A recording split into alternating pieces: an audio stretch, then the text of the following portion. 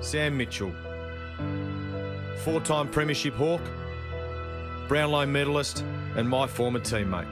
He's now embarking on the next phase of his footy life as head coach at the Hawthorn Football Club. So here we are at his new home. New chair, new office. Let's see how he's settling in. I must admit, I'm a little bit nervous coming back into the walls of Hawthorn. I've been here for 7 years. How did you feel coming back after that time away and then coming back to what was a big part of your life as well? No, I mean, you still feel quite connected. Certainly walking back into this room brought back some memories that we shared over the journey, but mostly good memories. You know, I think in every football club there's lots of ups and many downs. So lots of good people still here from back in our playing day. I noticed the basketball ring is gone. How do players warm up for training? Is there any other way? Yeah, we did move the basketball. On.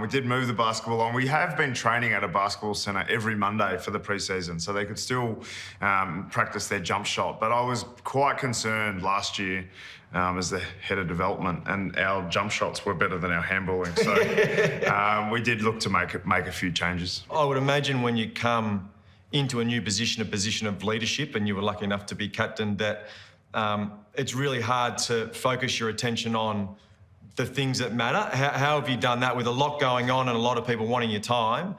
How have you managed to do that in the position? A lot of preparation time, a lot of thinking about what your next day looks like, what your next week looks like. For me, I always think of it as the trees and the forest. So part of my job is every individual within, my remit, all the players, all the coaches, all the football department staff, even the rest of the business, fans, making sure each one of those is happy and has the best environment to be their best. But by the same token, I make sure that built into every one of my days is what I would call forest. Some time to look at the collective and look at the bigger picture and try to see where we're going and how fast we're going there and how fast we could go there, and making sure we're doing it the right way. Are you happy with where you sit at the moment in terms of the progression with the younger kids, the older kids, how the group has taken to your leadership style? I'm really pleased with the level of buy-in that we've had. We've made some changes. I guess with where we're at right now, we have that really clear plan that we know that we want to invest time and effort and games into our younger players, and we want to develop that game style that's going to stand up in finals. There's no point just sneaking in to be a team that also ran. You want to be a team that is competing in finals, that's playing a game style that is going to be ready for the heat that comes in September. So we understand that the development phase of that period is super important and that we're going to be very focused on that. And that's why this period at the moment is vital for us to make sure we're heading in the right direction. The end of last season, the transition transpired. How did you find that whole process of the transition for you to become coach? And I think clearly you had good intentions at the start, but it wasn't meant to be. Yeah, it was a difficult time. It was a difficult period for the football club. You got Alistair Clarkson, who's been a great of this club and the game as a whole, and had such a significant influence on me as an individual, as well as the club and the competition. And how he exited was not as peaceful and as warm as we would have liked it to be, as anyone would have liked it to be.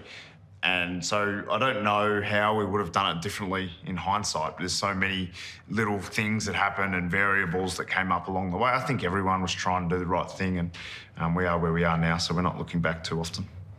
You're not known for your humour. Anyone who played with you, you're not known for your humour. Who is the one person that drives the environment around here? I think I must have got funnier in my last few years, Jordan. No, I think part of my coaching, although not known for my own humour, part of my coaching is based around bringing what you're good at. I think when we go to school, if you're getting a D in something and an A in something, they're like, you've got to get your grades up, got to get the D up. Whereas my take on it with around personalities. If you're funny, be really, really funny. If you're serious, then drive the standards around being serious. So certainly we have some larrikins. I think some of the young guys, CJ and Max Lynch and Connor McDonald, these guys, I think they dance around in the change rooms and they're happy to tell a few jokes, and very different to what we might have done in our day. But that's what gets energy into the group. And so I encourage the big personalities to be big.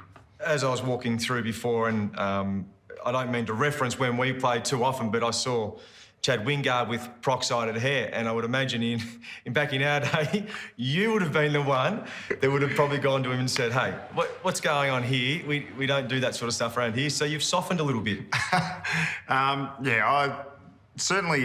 I think most people look back at themselves in some of their earlier parts of their lives and shake their head and say, what was I thinking? And I'm sure in 5 years' time, I'm going to look back at the coaching I'm doing now and wish I knew now what I am going to know then. Yep. So I always remember being really hard on players who, when they had kids, and saying, yeah, you've got kids. Well, everyone's had kids. It's not that hard. Just come to training on time. Yeah. And then as soon as I had kids, I'm like, oh my goodness, what was I thinking talking like that? So the challenges and the acceptance of lots of different personalities is certainly part of my character that's grown over the journey. That younger, developing, emerging leaders, I suppose, is that as strong as well? Yeah, when I reflect over the first few months of the job, one of the things I was really pleased with was I came in very early and met last year's leadership group and said, look, what we want to do is just flatten the leadership structure. We'd love to hear from everyone. We're not going to have we're going to have a captain, we're not going to have a leadership group, we're not going to have anything to start with. And what that did was it left a big void for people to step into. And I was really pleased. And I think everyone who was around this time, Ray McLean worked really hard from leading teams on helping us build this model where lots of players would be able to step up and build a new narrative, almost a new way to lead. And when we started rediscussing how to introduce a formal leadership program, lots of really good ideas came from the players. And it wasn't from Gunston and Brewston, McAvoy and Shields. It wasn't from that group. Lots of the good ideas were from Daniel Howe or from Jai Newcomb. Whether they were the oldest or the youngest, they actually had really strong, passionate ideas around leadership. And Ben McAvoy was clearly the most trusted person in the organisation from a competency, but also from a character point of view. So he can play the game at a high level, but he can also drive everyone else around him to be better. And so he was a clear choice for captaincy. Yeah. But after that, it was actually really interesting how many other names and how many other opportunities there were. Work, family life balance, only young into the role. How have you found that the last 5 to 6 months? Because that would be a challenge, I would imagine. Yeah, I don't think of it as work-life balance as much as work-life synergy. Yep. I always think, I've got 3 kids, they're all going to school and I'm on their journey as well. Everyone thinks, oh, you're the head coach and you're the one in the public spotlight and you've got cameras in your face and everyone's talking about you and thinking about you all the time. But when I walk into home, I'm on their journey as well. So I'm helping the kids with their homework, and my wife's got her career and I'm helping her go on her journey as well as they have to support me. So really, as a collective family unit, we support each other in all of our roles. And certainly when I'm at work, I'm not overly thinking about how do I do this for the kids or that for the kids. And when I'm at home, I'm not thinking, oh, coaching, I need to make that phone call or that phone call. As much as is possible, you're always being present. So you turn your phone off at the dinner table, you sit with the kids, you engage with them and you give them time that is quality. Is it the quantity that it was as an assistant coach or as a player? No, but the quality goes up because you know how important it is. I don't know whether you envisaged yourself being a young senior coach at such a young age, seeing the guys who have done that before you and what happens? It did cross my mind. I think Ben Rutten did a very good job in his first year. He's younger than I am. So really it's about the experiences that you have. Have I had all of the experiences of some of the other coaches? Obviously Chris Fagan has been a mentor of mine for a long period of time and he didn't get his opportunity in the coach's chair until a later date. But the experiences he had, I don't have. But I bring something different as a group, and I think it's really important to not always think you have every answer. You know, I've got fantastic people around me. You've got Andy Collins and Adrian Hickmott and Robert Harvey who have been in the game for long periods of time with different experiences, and I certainly lean on them heavily for the things that I don't know just yet. How hard is it for a coach to understand that performance and development on the field is really important, but also the off-the-field stuff? So to prepare these guys for life after football, I suppose, you being very good at it, how much of your time is that also concentrated on, hey, these guys need to get exposure and get some real-life experience as well as being good performers? Yeah, we talk about it regularly with the players. I mean, as a coach, there's this temptation to just go performance all the time. Just do footy, just get better at your kicking, just get better at your marking. Let's understand the game plan. There is a temptation to do that. And so what I did to make sure I couldn't do that is I make a schedule time in the program where it's forced non-football time. And so we have a program, I won't go into too much detail, but we call it Pop the Bubble. Yeah. So the AFL bubble, if you think about life as an AFL footballer, you go to a school to give back, but they treat you like you're some sort of god. Yeah. And then you sign autographs. Then you go to a hospital and you're really giving back. There's people that are in really difficult circumstances, but again, they treat you as you're a really special person. And then you have to take that and then go out onto a football field and leave it all out there. And sometimes those things contradict each other. And so we have the Pop the Bubble program where we have players pumping up balls or high pressure hosing some of our facility, and they're cleaning their footy jumpers, and they doing know how to do it. Well, they need a bit of assistance, I'll be honest. And some of our coaches have been trying to get involved, and they've needed some assistance with those types of things too. But we put these things in the program to try to, bring us all back down to earth. I mean, me as well as a coach. You live a different lifestyle, and you live in this AFL bubble, and making sure that players are well prepared for their lives after football is absolutely part of our role. How much do you think about trying to connect, I suppose, the current group, understanding that they've got their own desire and want to perform with, I suppose, the past? Is that important? Is it not important? Yeah, really important. So I was quite passionate about this, particularly during the off-season, trying to connect with the past players. When the numbers were being allocated and aligned, I spent a lot of time on the phone with past players saying, Now, my belief as a player is you don't own your number. Yeah. And it's not yours to give away. But you can be proud of attributes. And so it was interesting. I rang some players and they loved the attributes of team first. And so they said, I don't mind who's in the jumper, that's your decision, but team first, I love that. And I want to watch that guy who's team first. And other players, they wanted flamboyance and people who are going to be really physical. And so connecting with the past players by what traits do they love to see in their own jumper, I think that was really powerful. So, number 3 might be around for a while, so you won't get a call.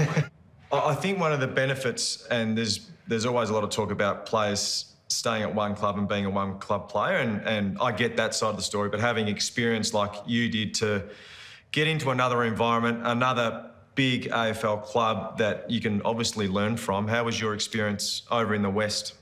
Yeah, I learned an enormous amount over at the Eagles and, from Adam Simpson in particular. And a lot of it was around what questions to ask. I think when you're in one club for such a long period of time, you do get institutionalised and you don't know what questions to ask sometimes. So going to West Coast, I learned some things that they did well and some things that Hawthorn did well. But really, I started to understand what questions could be asked, what things could be challenged, where the status quo could be altered, where disruption was ready to be made. How have you structured the week, tried to structure the week in terms of meetings, times, what takes priority?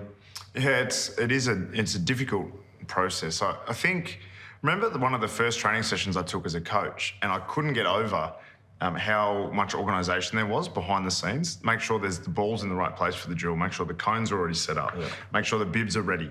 And as a player, I'm like, where are the balls? Honestly, how hard is it? And thinking that it was be the easiest job. Yeah. And then you get out there and it's like, it's a nightmare. And one of the things that drove me crazy as a player was the schedule. It would change all the time and, there was never consistency and it always frustrated me. And so it was one of the things I said, I'm going to make that right. I'm going to get that right. What we don't do is cover our own mistakes. So my philosophy with all of our staff is if you plan 45 minutes for your meeting and you think it's going to go long, it can't go long. You stop at 45 and next time plan better. Yeah. So quite often I'm the one that gets caught out where yeah, I only need 15 minutes to talk about that. And then I'm going and I can recognise this is going to go for longer. And then the players and the coaches have got a good way of telling you, it's about time, is it? And then I get frustrated at my own lack of preparation that I didn't nail it. So it's quite rare that we'll go over time. So we run things to the time that they're meant to run, and your preparation must be good. Yeah. Mate, it's been good to sit down and chat. You too. Go well this season. Good luck. Thanks, Troy. This has been a Fox Sports production.